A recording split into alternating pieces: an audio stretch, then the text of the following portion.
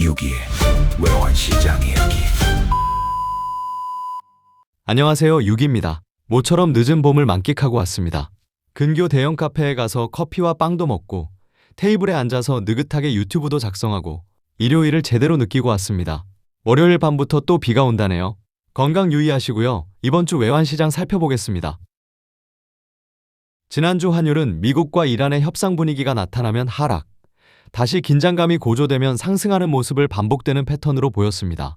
국내적으로는 월초 결제 수요에 대한 부담을 어느 정도 가볍게 떨쳐내었고, 증시에서의 주초 외국인 순매수와 주후반 순매도가 엇갈리게 나타난 한 주였습니다. 그리고 일본 당국의 엔화 개입도 추가로 이어졌고, 다시금 155엔대까지 끌어내리기도 했으나 결국 독자적인 엔화 강세는 힘든 모습이라고 말씀드렸던 것처럼 또다시 157엔대까지 되밀리기도 하고, 주중 또 한 번의 개입으로 다시 힘을 과시했던 일본 당국은 이후 156엔대에 불안하게 안착하는 모습을 보이기도 했습니다.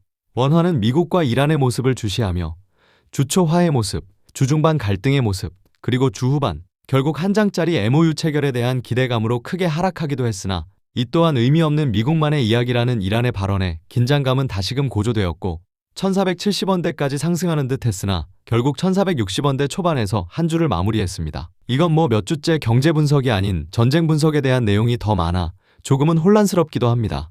전쟁이 어떻게 되느냐를 예측하는 것, 이게 의미가 있나 싶기도 하네요. 암튼 계속 반복되는 이야기이지만 결론은 전쟁이 끝나면 환율은 하락한다.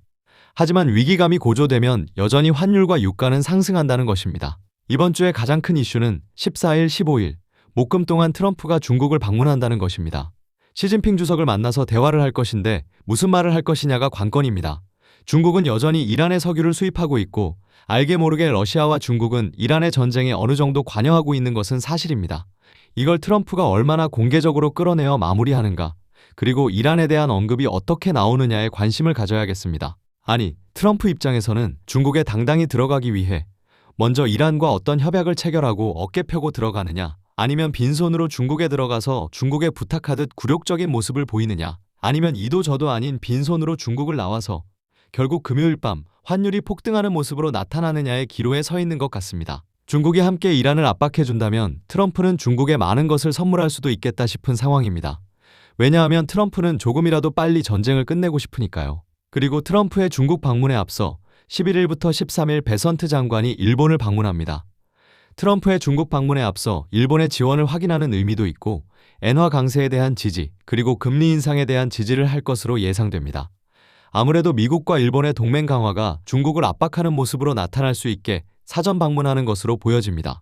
경제 지표의 측면에서는 이번 주 미국의 소비자 물가와 생산자 물가 지표, 그리고 소매 판매가 발표됩니다. 지난주 미국의 고용 지표는 나름 양호하게 발표되었습니다. 하지만 이번 주 물가 지표는 상승했을 것으로 보여 조금은 긴장감을 보이게 합니다. 결국 미국과 이란의 휴전에 대한 논의의 진행 방향, 그리고 베선트 장관의 일본에서의 횡보, 트럼프가 중국에 가기 전에 이란과의 어떤 합의를 확인하느냐, 아니면 중국에 가서 비굴하지만 부탁을 하느냐의 기로인데, 나름 베팅을 한다면 트럼프는 중국에 가기 전에 이란과 어떤 초안을 확약하고 당당하게 중국에 입성하려고 하지 않을까 생각합니다.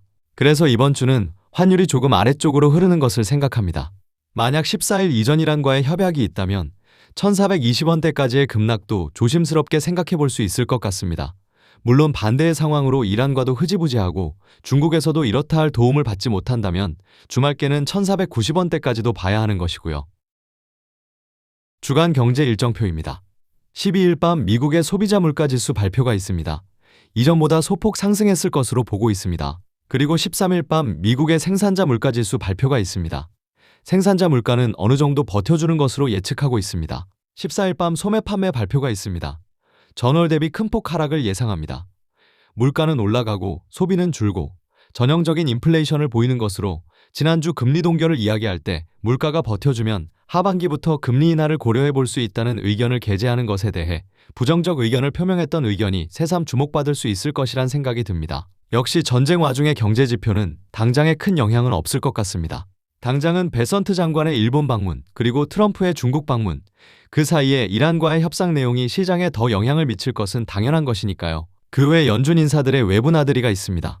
12일 존 윌리엄스 뉴욕 연방준비은행 총재를 시작으로 오스탄 굴스비 시카고 연은 총재, 13일 수전 콜린스 보스턴 연은 총재, 닐 카시카리 미니애폴리스 연은 총재, 로리 로건 댈러스 연은 총재, 14일 베스햄의 클리블랜드 연은 총재, 마이클 바 연준 이사의 연설 일정이 잡혀 있습니다.